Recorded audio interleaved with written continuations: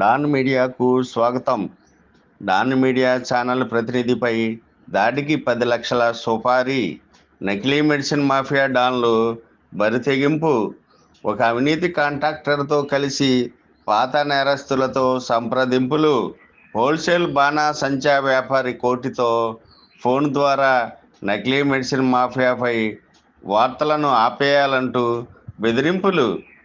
Drugs అధికారులను manage చేశానంటూ తనపై ఎలాంటి చర్యలు ఉండవంటూ నకిలీ మెడిసిన్ మాఫియా సాగిస్తున్న వ్యక్తుల ధీమా. ఖరీదైన కారులో అమ్మాయిలతో షికార్లు చేస్తున్న నకిలీ మెడిసిన్ మాఫియా సోదరులు మీడియా మాఫియా వ్యక్తులతో కలిసి సోషల్ మీడియాలో అసభ్యకరమైన పోస్టులు. కోటి ఖర్చు పెట్టి డాన్ మీడియా ఛానల్ను లేపించేస్తా అంటూ ప్రగల్భాలు. ఆ అవినీతి కాంట్రాక్టర్ ద్వారా అధికారిక రాజకీయ నేతలకు పెద్ద మొత్తాలలో ముడుపులిచ్చి తమపై అధికారిక చర్యలను నిలుపుదల చేయించుకున్నామంటూ ధీమా వ్యక్తం చేస్తూ తమ అక్రమ నకిలీ మెడిసిన్ మాఫియా వ్యాపారం కొనసాగింపు.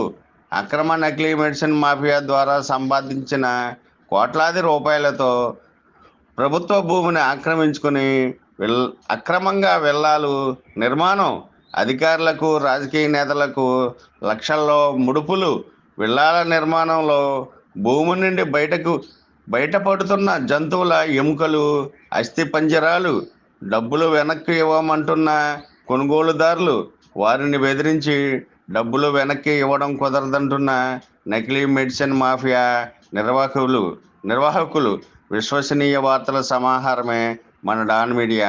మన డాన్ మీడియాను లైక్ చేయండి, షేర్ చేయండి, సబ్స్క్రైబ్ చేయండి, మరికొందరితో చేయించండి. ధన్యవాదములు.